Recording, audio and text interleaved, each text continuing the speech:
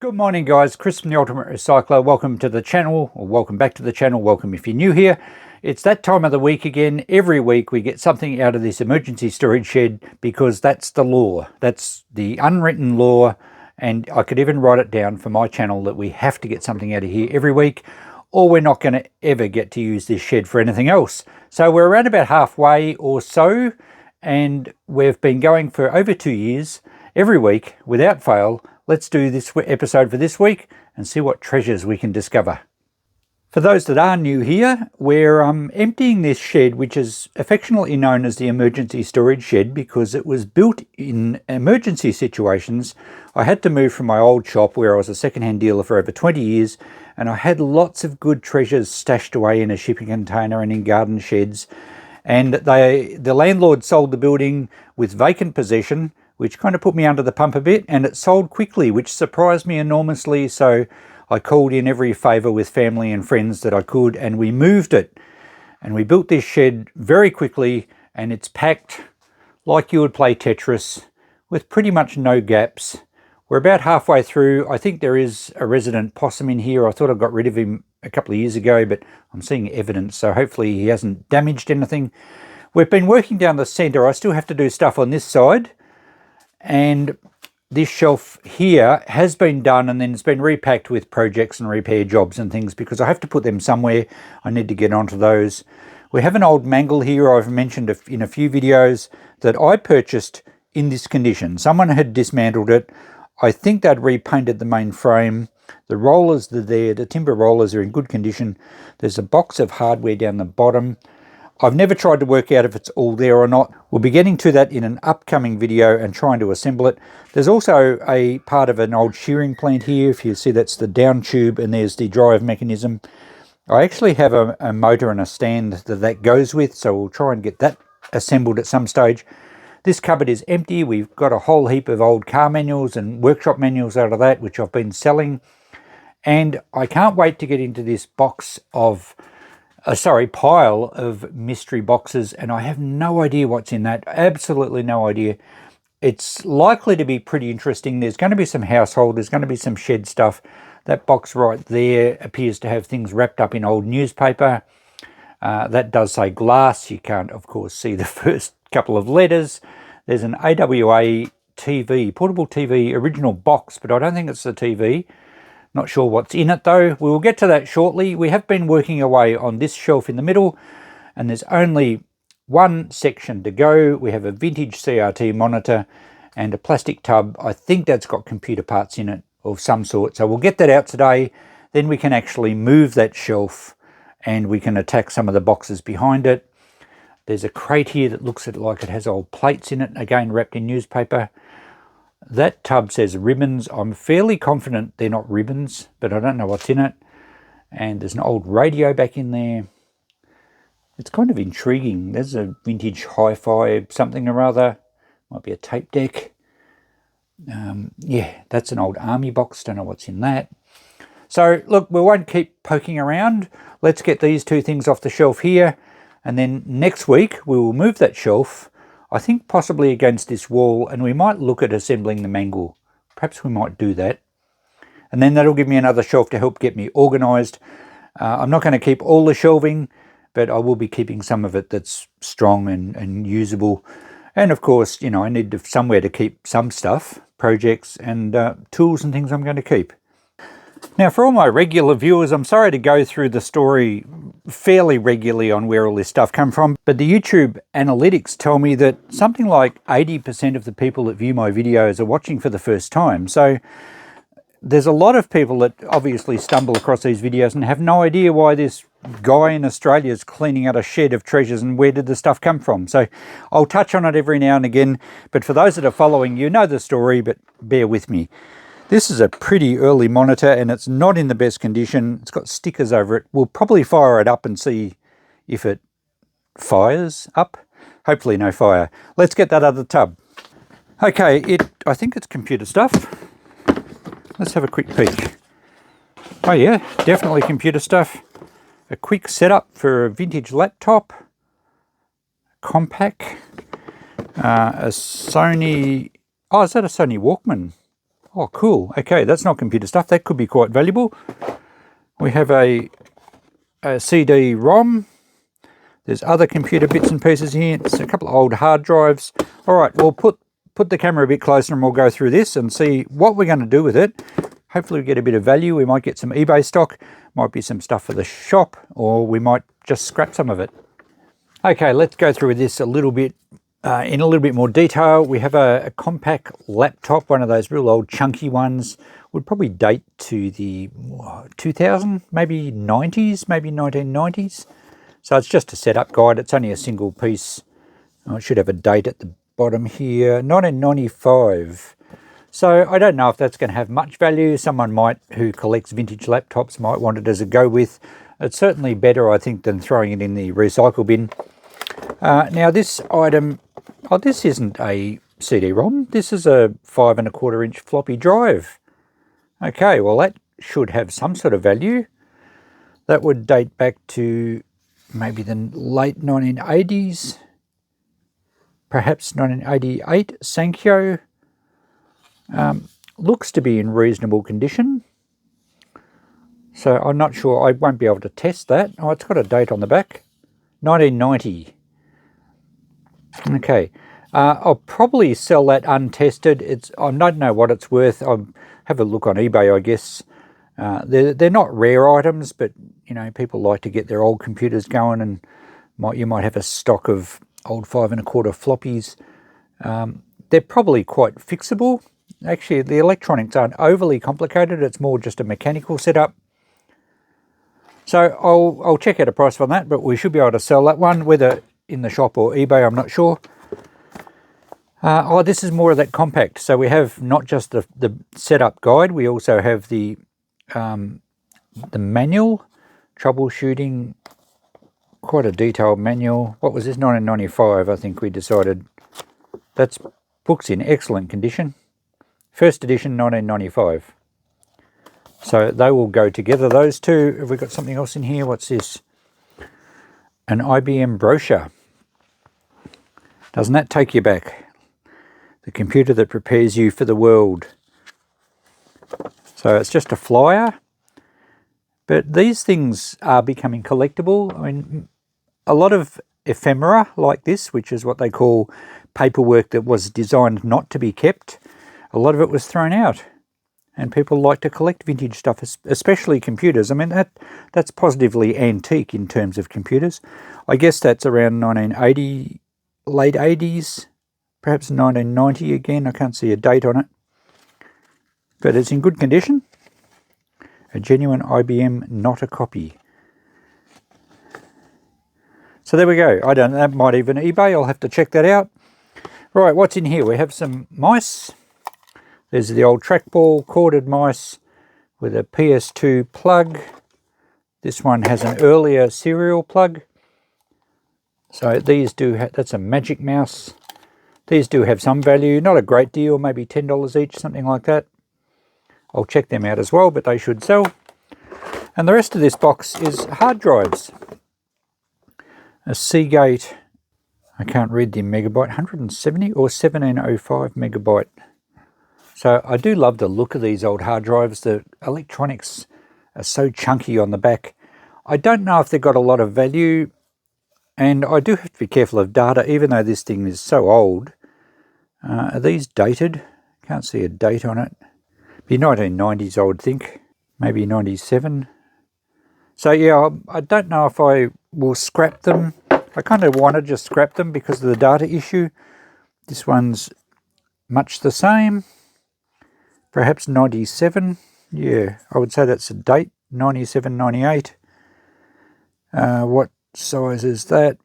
It's always sometimes a bit tricky. Manufacture date's 1997. I can't see how many gigabytes it is. So should I scrap those? What should I do? I haven't got the facilities to format them. I wouldn't have the connectors to suit that. I don't want to sit down and spend all the time trying to format them when they're not worth very much anyway. That looks an even older one. Seagate again. I can't see a size on it, but yeah, That would, I can't even see a date on this one either, but that one's probably older than the other two. And this one has a date of 1997. They don't obviously put the size of them on there that I can see. Maybe I should just put these away and hang on to them. This one's in a plastic box. What's the go with that? That one's dated 1997 as well. Made in the Philippines.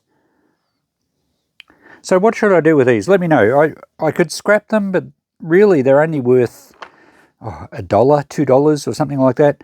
E-Waste Bin, I think, pays 90 cents a kilo for old hard drives. And perhaps that's an option for modern ones. But these ones, I feel I shouldn't scrap them. I feel I should keep them for now. I don't know if I can sell them on eBay, but then again, I've got the issues with data because I can't format them. Don't know. I'm happy to take advice from you guys. What should I do with these 1990s hard drives? Maybe scrapping them is just the answer, or maybe selling them to E-Waste Bin. What do we got here? We've got 1, 2, 3, 4, 5 of them. I'll see what they weigh. So there we go. That stack weigh about 2.5 kilos. So if I was to take these to E-Waste Bin, 2.5 times 90 cents is what, $1.80, about $2.40, $2.30, thereabouts. I think I'd have more than $2.30 worth of fun scrapping them and getting the boards out. The boards are probably not going to add up to much more value, and you've got the labour of getting them out. Do have some aluminium. We'll get the magnets out of them as well, the neodymium rare earth magnets, and I can sell them through the shop. That would probably be better value than anything else. But I'm thinking perhaps I'll use this tub and I'll just store any hard drives that are pre-2000. And I don't know, I know that's not cleaning up my shed, but I'm just speculating that they might be more sought after in years to come because a lot of them do get scrapped. So what do you reckon? I'll be interested to read your comments on those. Maybe I should just throw them in the scrap and move on. A couple of dollars here. But, you know, they're computer history now, these things. Let's unpack this Sony Walkman, CD Walkman now. Original box. Looks like we have the booklets, brochures, portable CD player. What's in here? I don't know. It's a little pouch. Oh, it's just the cords. Oh, earphones. Okay. All right. And something else. Oh, a spare little rubber covers. Okay. And here's the unit. It looks in pretty good condition. I did check these out online quickly. There's a lot of this model out there, so they're not rare.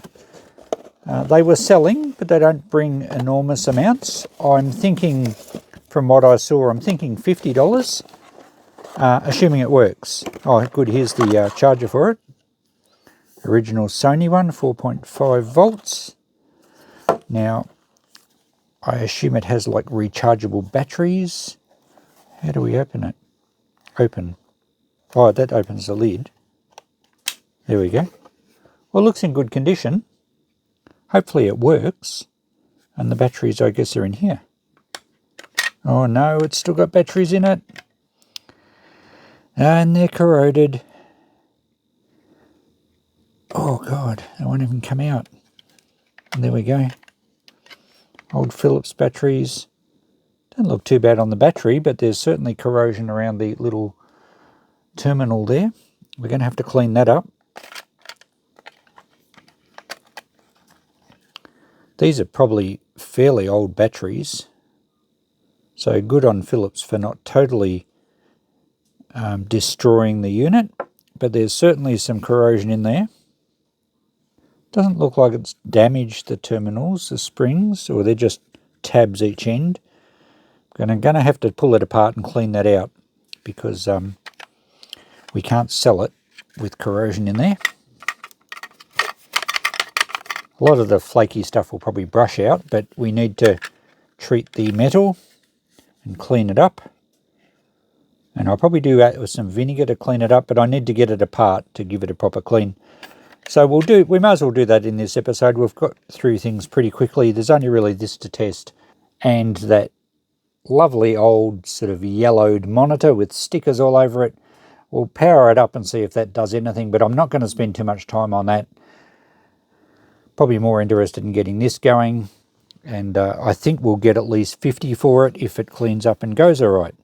Of course, it may have other issues, but hopefully just a bit of corrosion to clean up. I just had a thought, they were not rechargeable batteries, so it must be able to run off the power pack. Wrong end. I've got to put this end into the power and this end goes into the Walkman. So we can check to see if it works. And maybe even play a CD before we actually pull it apart and try and clean it up. Right, how do we turn it on? Nothing showing on the screen. Maybe we have to put a CD in it. Volume buttons on the side. I can't see any on-off as such. So let's open it up and put a CD in.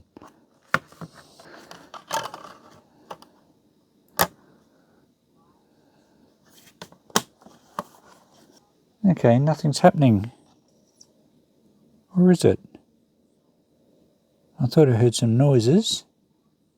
Did it spin the disc up? No, I don't think so. Oh yes, I can hear it spinning. But we've got nothing on the display. Why is the display not working?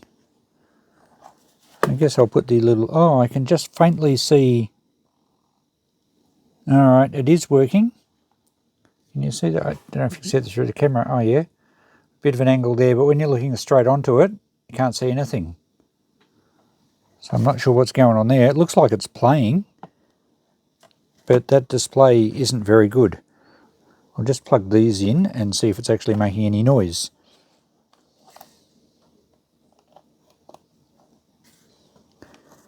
And there's a volume on this side. Okay, it is playing. And it pauses, goes to the next track. Okay, that's actually playing fine. And the display seems to be getting a little bit better. So, try and get some reflection out of the road there. You can read it quite well. It's playing track 3. It's working fine. So, yeah, that's coming good now. So maybe it just needed a while to sort of power up after being inactive for so long. Alright, so it works well. I've just got to clean out the corrosion. I've just removed all the screws from around this bottom plate here, and I think the bottom section will separate, which will allow us to get a good look at the battery compartment. Where are we going to start here? Around this side. Oh yeah, it's going to open up fine. Hopefully we don't break any clips. It seems to be releasing all right.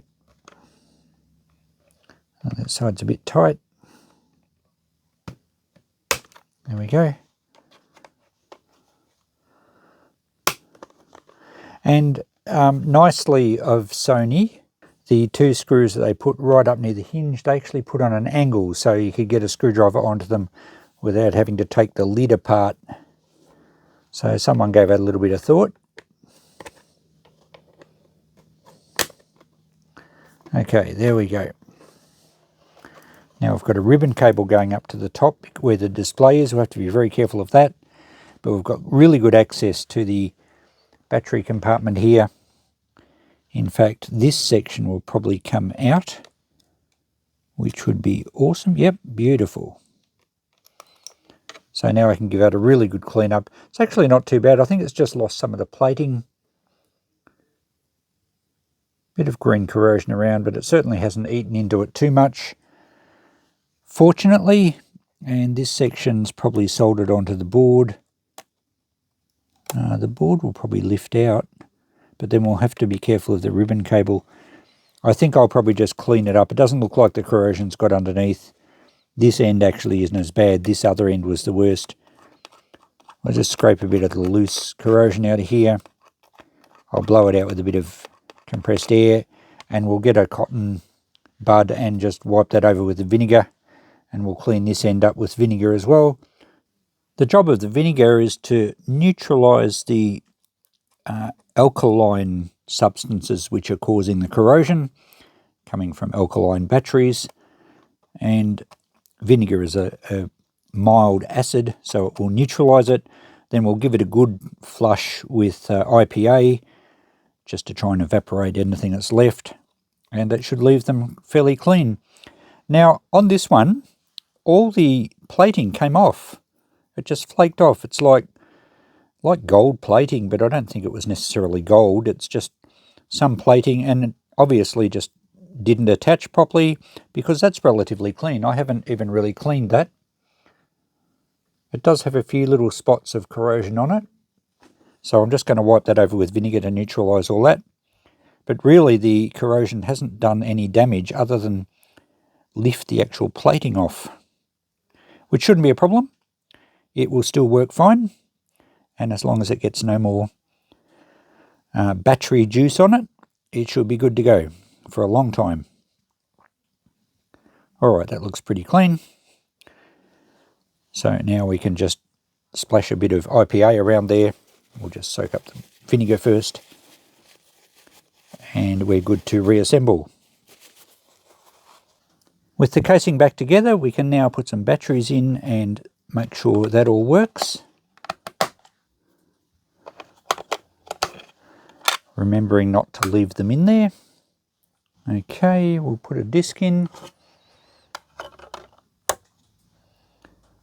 And there we go. And the display's working well. It even gives us a battery level, which is great. It shows full batteries. And we'll go this way. And we can push play. It says hold. Maybe it was playing. Maybe that's paused. Not sure what hold is, but there's a button on the back that says hold. We turn that and then press play. Now it's playing. Yep, 20 tracks, 77 minutes it goes for, and now it's playing track 1. Fantastic. So I didn't know what hold was. I saw the button on the back that says hold. Maybe that just is like a transport mode when you're taking it somewhere and you don't want it to be playing, just to stop the disc moving around. Not sure. Because if I flick the hold, it won't play. It just says hold. And turn it off, and then it starts playing again. Interesting. Okay, it works perfectly. It's nice and clean. There's no cosmetic damage. It turned out the corrosion wasn't very bad at all. And with good batteries in it, it's now working fine. Let's just quickly check that. Turn the volume up. And there we go. We have music. Awesome. Stop. So, what's this worth? Well, given that it's now in good condition, we have the box, we have the book, we have the original power pack for it. I think we can probably ask about $60, based on some I saw online were selling anywhere between 30 to 100, but occasionally someone would have one that was like brand new, never been opened, and it made a few hundred. These things are quite collectible, but this model must have been well sold, because there seems to be plenty of them around. A little bit smudged on the top there. I think we'll put it in the shop for $60, and we should be able to find a buyer for that. Excellent. The only thing left to have a look at now is this old dusty monitor. It's very yellow, and I noticed a sticker on the side here. Or not a sticker, it's just a piece of paper taped on. New network procedures. It must have been in a business.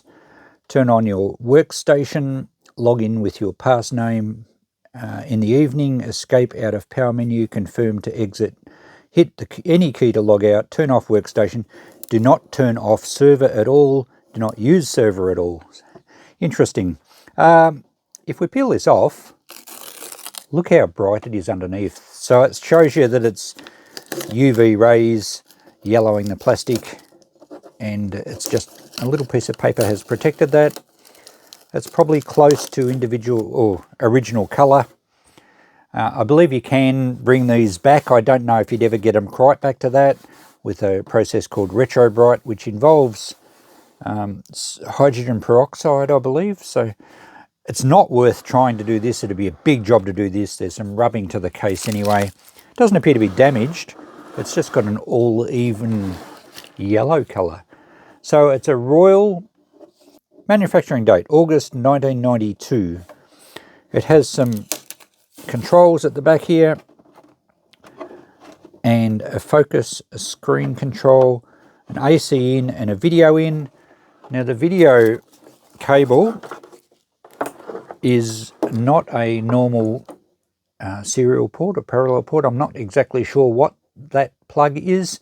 I won't have anything to be able to fire this up, so all we can try and do is connect some mains power, see if it'll power up, and then we'll probably just wipe the dust off it and sell it as is, fairly cheap.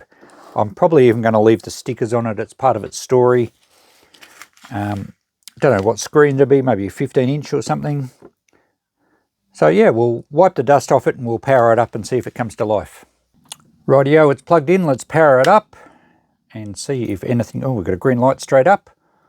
I don't know if it's going to give us any image on the screen or it needs to detect a signal, which is going to be a problem because I don't think I can get a signal into it. At least it powers the green light. It's very bright green too. And it doesn't click out. It's stuck now. All right, I think it's going to be super cheap, this one. I'm not going to worry about trying to fix it or have a look in. Oh, okay, so that turned off. That's on, but the switch is probably just chockers full of dirt and dust. Nothing coming on the screen though, so it probably needs a signal. All right, I think we'll just sell it as is. I'm probably just going to put something like $20 on it, and someone might just buy it as a prop. They might be quite fixable. It might actually work as it is if you've got the right inputs. But that'll do. I'll just wipe it over. It can go in the shop for $20 and look cool up on the shelf until someone takes a punt with it. And now with everything cleaned up, it's time to finalize this video, and I have adjusted some prices. I've done a bit of extra checking. I'm going to go $80 on the Sony Walkman because we've got the original power pack and it's in excellent condition. I did find that the earphones I was using, only one channel was working. Wasn't a fault with the CD player. I found some other earphones and it's fine. So we're going to go 80 on that. I think that's a good example of that unit. The monitor, yes, I'm just going to stick with 20. I found a few of the 5 1/4 drives online and they all seem to be selling for quite good money, even untested. So I'm going to go 50 on that. I won't sell it on eBay though, it'll be through the shop. Same with the Sony. And when I say that, if anyone on my channel is interested, I did have someone ask about how you buy things from my channel.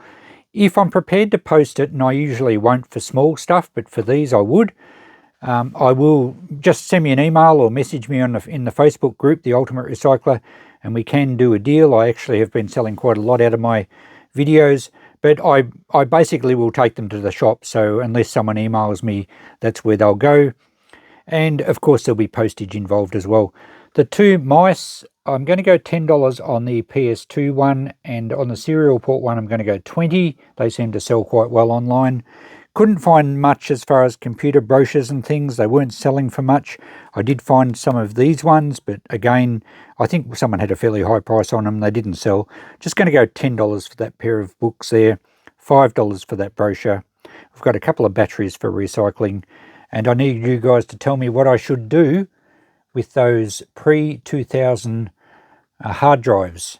Keep in mind that they've got data on them, and I really should be careful of that because it may be an old business in town that the people might even still be in business. So when things are given to me through e-waste, I do have to be aware of where the data ends up. So that brings us to the notepad, and at those prices just mentioned, we've got a total of $195 for this week, which will go to our total, and that's pretty good because most of that value was out of the tub. Very nice. I'm not going to go right back through the notepad, but episode 130 we didn't write down because it was those parts drawers and that Hitachi boombox that I'm going to restore, so nothing's going for sale at this stage. We haven't sold the old VCR or the dot matrix printer as yet, but they are both in the shop. If I can't get 10 for the VCR, I will be scrapping it.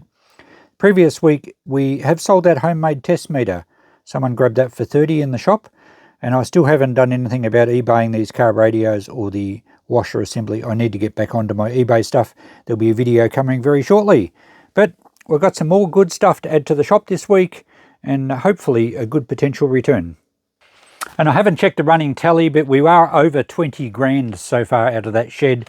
I'll catch you up on the running total at some stage. And remember, things like that Hitachi boombox that I'm going to restore, eventually that will end up as good return from that shed too. So it's probably quite a bit more than 20 grand when I add all the stuff that I'm keeping that's of pretty good value. But anyway, that's not the point of the exercise. The point of this whole thing is to make some space in that shed out there, and I think we're winning, albeit slowly, like the tortoise versus the hare. We're the tortoise, but we're having good fun on our journey. Thanks for watching, guys. We'll catch you in the next video. Bye for now.